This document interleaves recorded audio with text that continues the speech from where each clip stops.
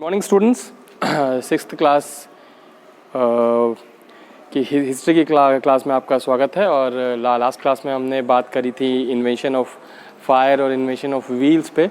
Early man का chapter लगभग वहाँ पे समाप्त हो गया था। हमको बात करना था कि अर्ली मैन का डेवलपमेंट का जो स्टेज था वो कहाँ से स्टार्ट हुआ और कहाँ तक पहुँचा। तो अर्ली मैन के डेवलपमेंट में फायर का रोल हमने देख लिया, व्हील का रोल हमने देख लिया कि फायर का कितना ज़्यादा इम्पोर्टेंट रोल था और व्हील का कितना ज़्यादा इम्पोर्टेंट रोल था। तो ऐसा नहीं है कि मैन जो है पुराने समय से या पहले समय से ही मतलब शुरू से ही सोशल बीइंग रहा हो। सोशल होना भी कहीं ना कहीं किसी न किसी तरीके से इसने सीखा ही है। सबसे बड़ा जो फ़ायदा है मिल के रहने का जंगलों में वो ये था कि वो शिकार बनने से बच जाया करते थे। खाना ज़्यादा आसानी से उनको मिल पाता था और मिल के वो बड़े बड़े जानवरों का भी शिकार कर पाते थे। आज हम बात करेंगे कि जानवरों का जो वो शिकार करते थे उसका वो इस्तेमाल किन किन कामों में किया करते थे।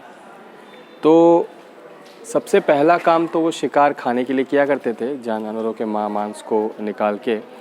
और जब फायर का इन्वेंशन हो गया तो वो भून के खाने लगे। फायर का इन्वेंशन होने से पहले वो उसको उसी रूप में खाया करते थे। जानवरों का की जो चमड़ी है, जो उनका स्किन है, उसको वो लोग कई बार पहनावे के तौर पे, कपड़े के तौर पे या पहनने के लिए, शरीर ढकने के लिए इस्तेमाल किया करते थे, मौसम से अपना बचाव करने के लिए।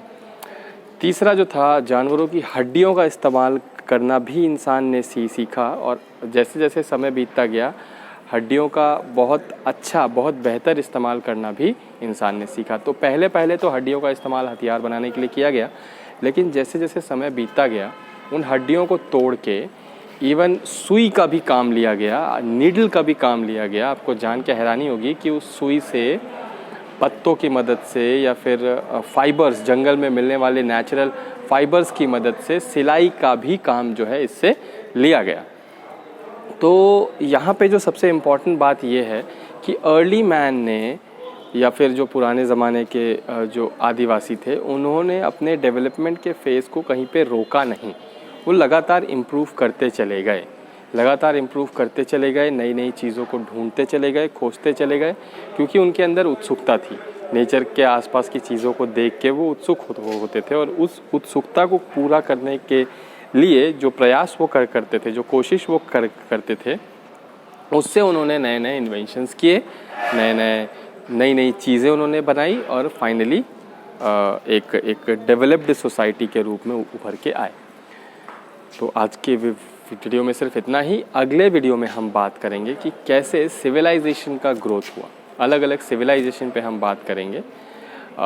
इंडिया में कौन सी सिविलाइजेशन थी या अफ्रीका में कौन सी सिविलाइजेशन थी, उस पर बात करेंगे इस वीडियो में। इस टॉपिक पे अगर आपका कोई भी डाउट हो, आप कमेंट सेक्शन में जाके सवाल पूछ सकते हैं या फिर मेरे पर्सनल व्हाट्सएप नंबर पर आप कॉन्टैक्ट करके सवाल पूछ सकते हैं। आज के लिए इतना ही। धन्यवाद।